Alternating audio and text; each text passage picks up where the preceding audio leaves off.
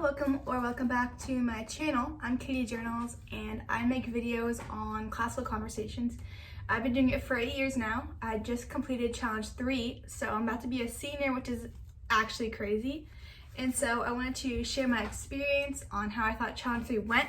If you're a new parent or thinking about doing challenge 3, I wanted to give you this resource to kind of share what's coming up, what things to be expecting, and kind of my experience. And then if you've been doing CC forever and you just want to have a new perspective, I'm here for you. And if you have any questions about the other levels, I've been doing videos since challenge B, so I have a lot of videos for every year. Today we're going to be talking about CC Plus. What is it? Going into this school year, and then also showing you, kind of giving a recap and things I loved and hated. And I've also been doing bullet journal videos to help with organizing yourself for these challenge levels. And I just want to be here for recess for you. So let's get talking about challenge 3 and my experience. So the first one was math, and in the book it's advanced mathematics, which is Saxon. And I did algebra 2 for challenge 2 in CC Plus. So I did a lot of math that year. I was doing tests, I think every other week, and then reading along with the lessons. And that really worked out great for me. I had a deadline, which was my CC Plus, and then I just did that and, got my grades back. This year was a lot more of a struggle for me, and I know it is for a lot of students. It's easy to fall behind on math because of all the other projects coming up. It's one of those things where it's like, if you fall behind, you're not going to fall behind in class, if that makes sense to you. So if I don't come to class reading that week's lesson, it's not going to affect how I make conversation with the peers around me. And so that's a way it was really easy to fall behind on math. I did complete, I want to say 50 lessons. This is what the advanced mathematics books look like. Okay, no, I did 26 lessons. And that was taking tests, I think every other test, and then reading through the lessons. And this book is actually going through to challenge 4. So I can complete this for the rest of the year, if that makes sense. So I don't know if I would suggest Saxon. I know that I've done Saxon for a while, and I know that I wanted to do CC Plus, and that is college classes if you weren't familiar. So I knew that I wanted to do college classes alongside of my schoolwork, and that's why I did Saxon. I have a lot of friends that have been doing teaching textbooks, which is just like an online computer program, and that one will actually keep you up to date a little better because you have the annual subscription or whatever, and seems a little easier. So that's math for you. Next we have grammar, also known as Latin. Latin was a beast this year. If you hadn't done the rest of the year, it would be very hard. So I talked to a teacher in Chicago. Her name was Miss Nancy Hall, and we went through a Zoom class the second semester, and every Friday we would meet at 4:30 or whatever, and we'd go through that week's Latin together. I love accountability, especially when it comes to stuff like this. As you heard with the math, I got behind because it's not necessary to keep it up, if that makes sense. In Latin, I had that, and so I did the first semester, and the first semester is easier because you're just going through lessons. Second semester is Cicero's translations, and I had these 2 books, which I love, and I will put them in the description box down below if I can figure out how to do a PDF. I'll let you know if I can figure out how to do it. But it has the vocabulary in the back, and then it had grammar rules, and this was the best thing for the Latin. You would translate the Latin on this side, and Cicero was not great in the way that you would look at the book and it would tell you a Latin word, and then you would go and look in the back of the book because you didn't know that vocabulary word, for instance, and you wouldn't be able to find it. And so a lot of times the only way you would know how to find the Latin words was just by looking at the English version. And so in that way, I was translating a sentence as far as I could and then reading it off of the English. And in that way, you can be a little better at deciphering what it is. And a lot of times they would use words that you would know, and they wouldn't be the correct translation. And so this book gave me a great glimpse of, it has a ton of grammars at the bottom. So if it's quid, what? Oh no, this quid actually means when. It would put it at the bottom. And then it'd be a lot easier to translate. So that was one of my favorite parts of the Latin this year, was just having this book. So there's Latin for you. I will say a lot of my class didn't do Latin. And I think this is common among Challenge 3ers, even Challenge 2. And so I was the only one in my class, and I know that's why I did it with that Zoom class, is because that one kid from the other class was also the only person in his class doing it. So try to find yourself a community that is doing Latin, and then you guys can all do it together. And so we talked about logic, math, and Latin, and now let's talk about research, which was exploring creation with chemistry. I liked biology better, which was last year. So last year was biology, this year is chemistry. Chemistry is a lot of math. You're doing a lot of, it's not like hard math, it's just math that you need to be able to understand. Like, it was a lot of fractions and multiplying and dividing, and then knowing specific formulas. So it wasn't hard math, it was just necessarily like, it was also building on top of each other, and so by the end you were like, you know, if you kept track of the math throughout it, then it would be easier to keep going. My teacher had a chemistry class every Thursday, and I didn't attend every Thursday, but she taught us in class a lot about chemistry, and I also watched a lot of videos. Some weeks I wouldn't have any understanding of what the chemistry was talking about. And she was great teaching chemistry. I really enjoyed the way that she taught, and it helped a lot. I always asked her all my questions, and she, you know, knew the answers and stuff like that, and so I'm glad I had her in my class. I always loved taking notes for chemistry.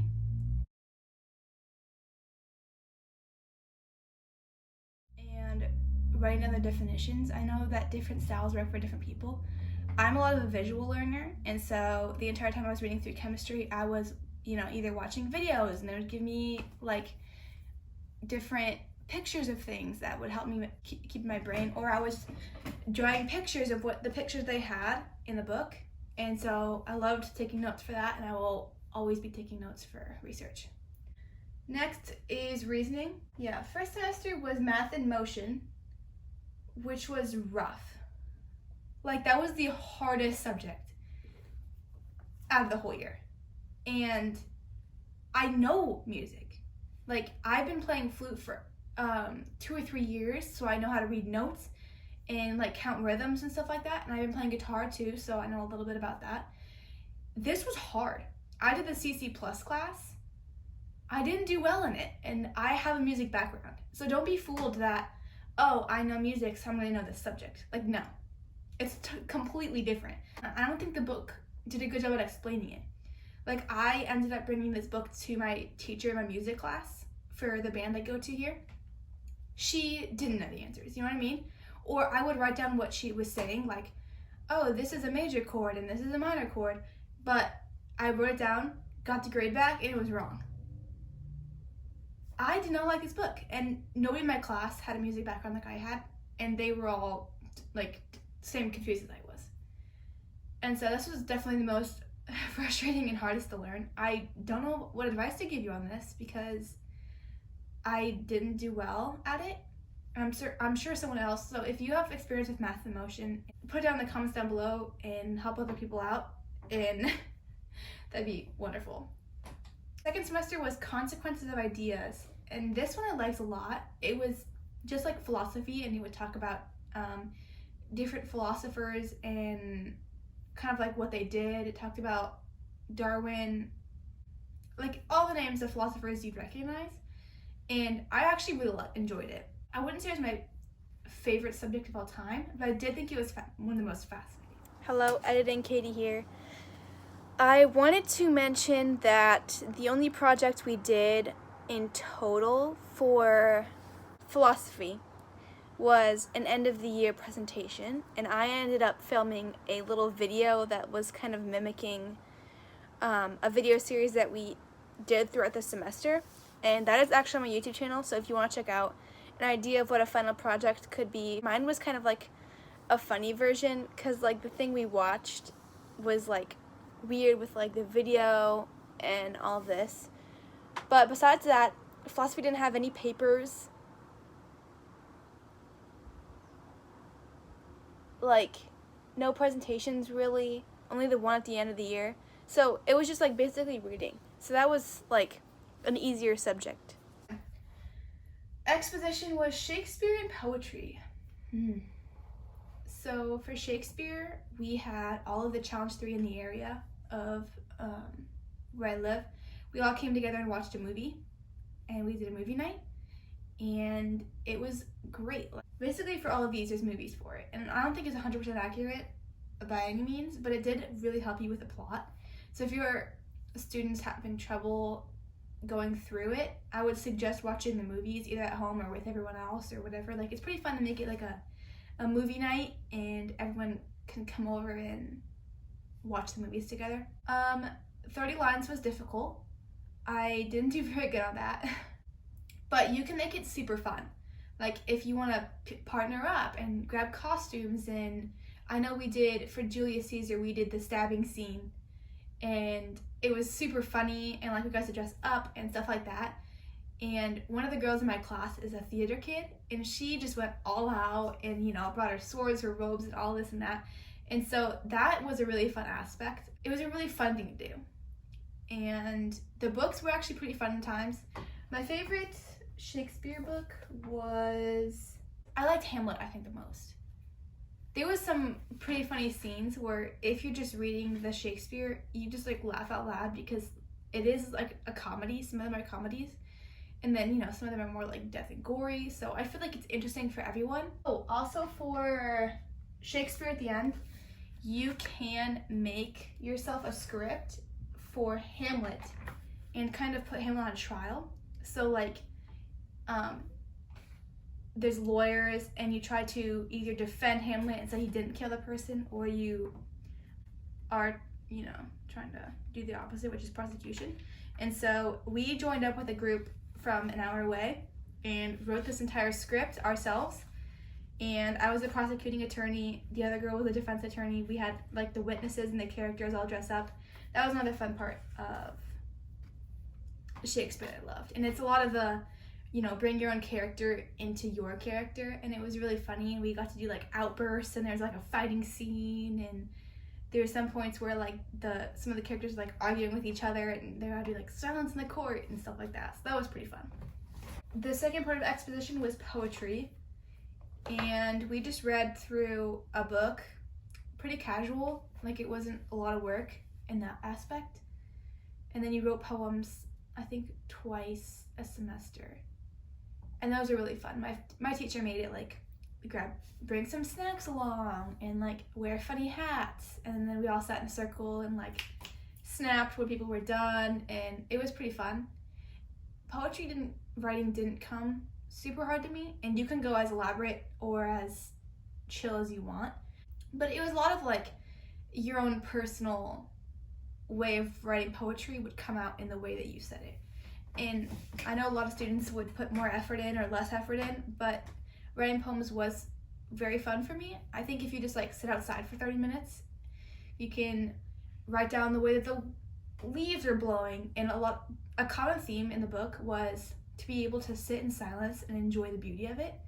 And so even as you're just sitting down, sometimes you're like, oh, I didn't notice, you know, everything is moving. Like, even though it seems like the world is still, you can see that little bug in the grass, or you can see this and that. You can see that little, you know, butterfly over there. It's like the earth is constantly moving, even though you don't realize it, and to just enjoy being in the silence. And that was one of the main takeaways from the book. And I think that's very important to see in life too. And I think writing poems is actually a very like therapeutic thing too. Like, you can write it about any experience or anything you want, and that was pretty fun. Lastly, we had debate, which was American history, and I liked this one a lot. Like, I don't know if it was my favorite subject, but it was, I feel like, top 3 at least. And I have the audiobook version. It wasn't the correct edition. The book we had was 18th edition or something, and the audiobook was 16th edition, but it was 99% correct. Sometimes it would add a paragraph to, like, if you were reading along, it would add a paragraph, or sometimes it would like minus a paragraph and you just like, you know, pause it and read through it. But it was very spot on for the most part. And I know some parents who were like, no, don't listen to the audiobook, it's not correct, but I would 100% say listen to the audiobook. Like with all of the schooling going on, the last thing you need is to read through 30 pages. It was fascinating if you listen to the audiobook. I don't think I would have been able to sit down on my desk and read for. To give you a little perspective, the audiobook version of these chapters were about 2 hours, and I was putting on 1.5 speed, or like a little faster than they were reading it. If you would have had to sit down and read this book, it was like tiny words, like I would have zoned out 100%. And 2 hours of audiobook that's sped up, if you're a fast reader, honestly, go you. But I could listen to an audiobook, put away my laundry, or I could listen to the audiobook, clean this, or if you're going on a long car ride, put it in the car and make sure you're like paying attention, obviously. But it was a very fun subject if you listen to the audiobook, in my opinion. I sometimes took notes, sometimes I didn't, but I still listened to it to the end. And it was still fascinating to me, and I still loved the history. And I did get so much out of it. It's very unrealistic to expect you're going to get every detail of the entire book and you're going to have, all this knowledge about American history. Like, no. When it came to class, it was like, I learned about this type of law about slavery, and this friend learned a lot about the president, and we would all just go around and share something. And sometimes it was like, yeah, that was cool, or sometimes it was like, oh, I forgot about that part, but that was a cool part. But it was interesting that everyone took away something different from each chapter, and like whatever you were fascinated in is what was like most memorable to you, if that makes sense. So you weren't missing out by any means by listening to the audiobook, but you just took out different parts of history that you enjoyed listening to.